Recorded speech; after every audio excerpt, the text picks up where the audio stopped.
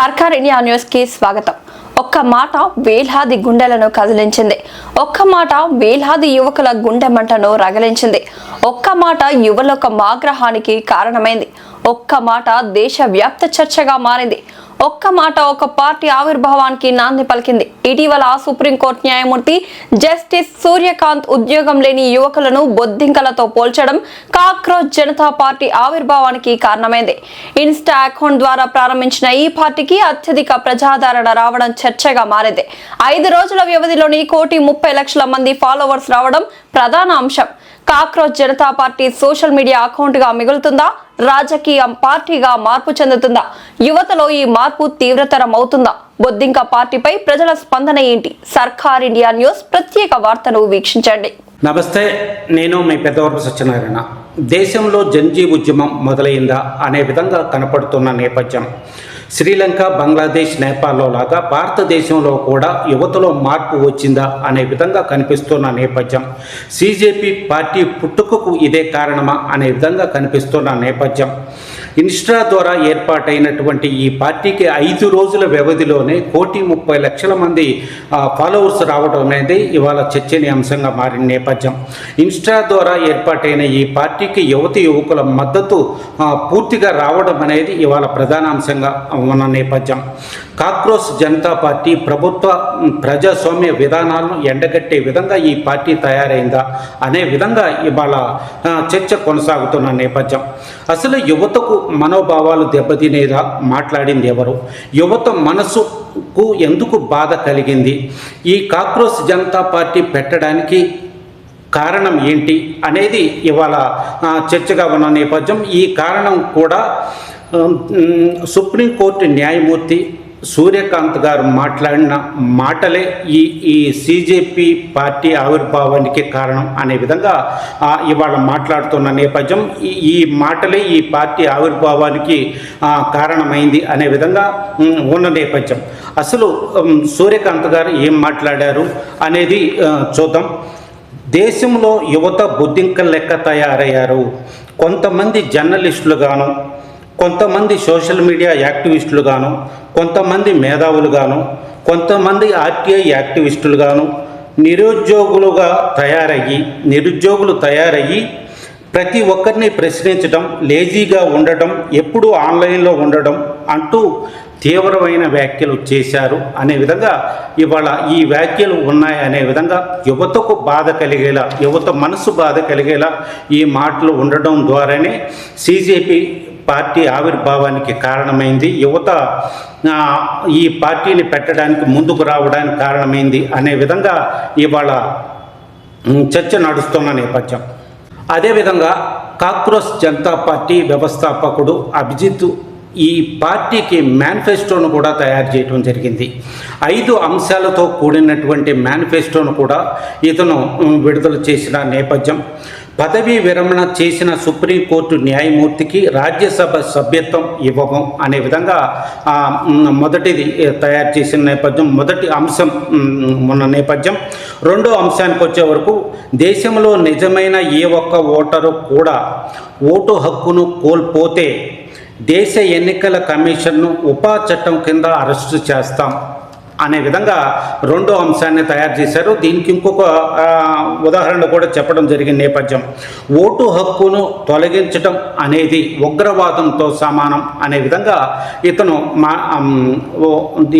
దీన్ని పెట్టిన నేపథ్యం. మూడో అంశానికి వచ్చే వరకు పార్లమెంటు సీట్లను పెంచకుండానే మహిళలకు సగం సీట్లు కేటాయిస్తాం అనే విధంగా ఈ మూడో అంశాన్ని ఇతను పెట్టిన నేపథ్యం. నాలుగో అంశానికి వచ్చే వరకు అదానీ, అంబానీకి చెందిన అన్ని మీడియా సంస్థల లైసెన్సులను రద్దు చేస్తాం అనే విధంగా ఈ అంశాన్ని పెట్టిన నేపథ్యం. మీడియా అనే విషయానికి వచ్చే వరకు దేశం మొత్తంలో కూడా మీడియా, నేషనల్ మీడియా కావచ్చు, ప్రతి మీడియా కావచ్చు, ఏ విధంగా పనిచేస్తున్నాయి? పార్టీల కోసం పనిచేస్తున్నాయా, లేదు వ్యక్తుల కోసం పనిచేస్తున్నాయా, లేదు బడా వ్యాపారుల కోసం పనిచేస్తున్నాయా అనేది ఇవాళ గ్రామ స్థాయిలో సామాన్యుడిని చెప్తున్న నేపథ్యం. పార్టీల కోసమో మతాల కోసమో వ్యాపారస్తుల కోసం మీడియా ఏ విధంగా పనిచేస్తుంది అనేది మీడియా విలువలు ఎప్పుడో పోయినాయి.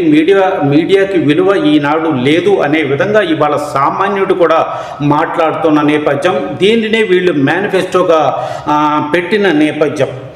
మరో విషయాన్ని కూడా వారు చెప్పడం జరిగింది. మీడియా యాంకర్ల బ్యాంకు ఖాతాలపై కూడా దర్యాప్తు చేస్తాం. అంటే ఇప్పుడు అదానీ అంబానీకి సంబంధించినటువంటి మీడియా యాంకర్ల బ్యాంకు ఖాతాలను కూడా దర్యాప్తు చేస్తాం అనే విధంగా వారు మేనిఫెస్టోలో పెట్టడం జరిగింది.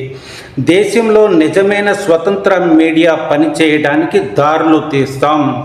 నిజాన్ని నిర్భయంగా రాసేటటువంటి, నిజాన్ని నిర్భయంగా చెప్పేటటువంటి ప్రభుత్వాన్ని ప్రజాస్వామ్య విధంగా ప్రశ్నించే మీడియాకు వారు హక్కు కల్పించే విధంగా, అవినీతికి పాల్పడే వారిని నిగ్గు తేల్చే విధంగా మీడియా ఉన్న మీడియాకు వారు సహకరించే విధంగా ఈ మేనిఫెస్టోను తయారు చేశారు అనే విధంగా కనపడుతున్న నేపథ్యం. పార్టీ ఫిరాయించే ఎంపీలకు ఎమ్మెల్యేలపైన 20 సంవత్సరాల ఎన్నికల్లో పోటీ చేయకుండా నిషేధం విధిస్తాం అనేది ఇది ప్రధాన అంశమైన విషయం. భారతదేశంలో ప్రతి పార్టీలో కూడా, ఏ పార్టీ అయినా కావచ్చు, ప్రతి పార్టీ కూడా రాష్ట్రంలో ఉన్నటువంటి పార్టీలు కావచ్చు, జాతీయ పార్టీలు కావచ్చు, ప్రతి పార్టీలో కూడా ఎన్నికల వరకు ఒక పార్టీలో ఉండి ఎన్నికల తర్వాత ఇంకో పార్టీలోకి వెళ్ళడం, అక్కడ పార్టీ గెలిచిన తర్వాత పదవులను అనుభవించడం, మరీ ఎన్నికలు వచ్చే సమయానికి మరో పార్టీలోకి మారడం అనేది సర్వసాధారణమైన విషయం.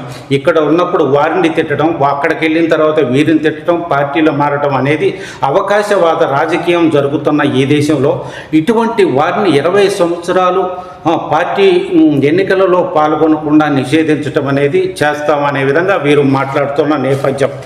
ఈ పరిస్థితుల్లో వీరి మేనిఫెస్టో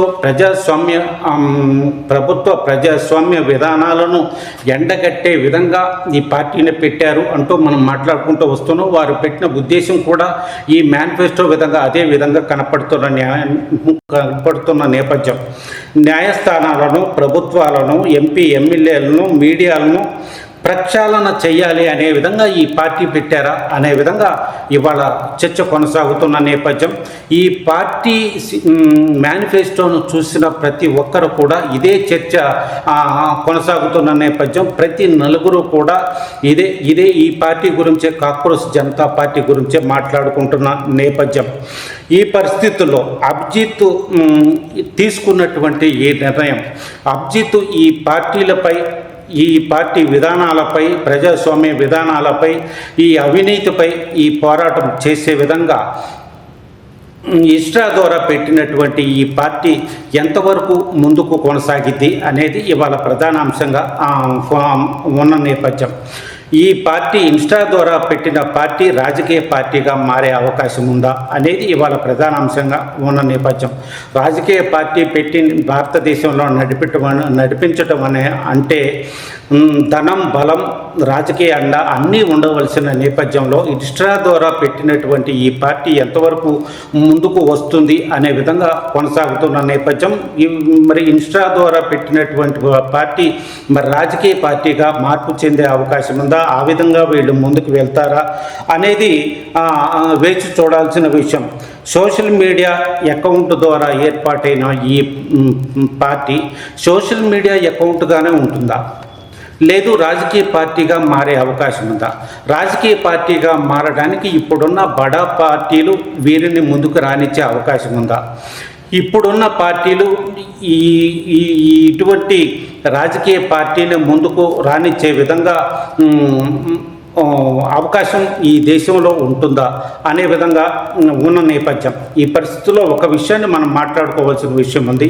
శ్రీలంక కావచ్చు, బంగ్లాదేశ్ కావచ్చు, నేపాల్ కావచ్చు, ప్రతి చోట కూడా యువకులలో మార్పు వచ్చిన ప్రతి చోట కూడా ప్రభుత్వాలు కూలిపోయిన పరిస్థితి కనపడుతున్న నేపథ్యం. దేశ ప్రధానమంత్రులు వేరే దేశాలకు పారిపోయిన నేపథ్యం. మొన్న జరిగిన తమిళనాడు ఎన్నికల విషయానికి వచ్చే వరకు కూడా యువత ప్రాబల్యంతోనే, యువత పట్టుదలతోనే, యువత కృషితోనే ఆ ఘన విజయాన్ని సాధించడం కూడా జరిగిన నేపథ్యం. యువతలో మార్పు వచ్చిన చోట ప్రతిదీ వారు చేయదలుచుకున్న దానిని చేస్తారు అనేది తేటతెల్లమైన సంఘటనలు చాలా ఉన్న నేపథ్యం. అయితే ఇన్స్టా ద్వారా పెట్టినటువంటి ఈ పార్టీ రాజకీయ పార్టీగా రూపాంతరం చెంది ముందుకు వచ్చి రేపు 29 ఎలక్షన్లకు నిలబడే అవకాశం ఉందా? ఇది కూడా ఒక వెలుగులాగా వెలిగి ఆరిపోయే అవకాశం ఉందా? వేచి చూడాల్సిన విషయం. నమస్తే.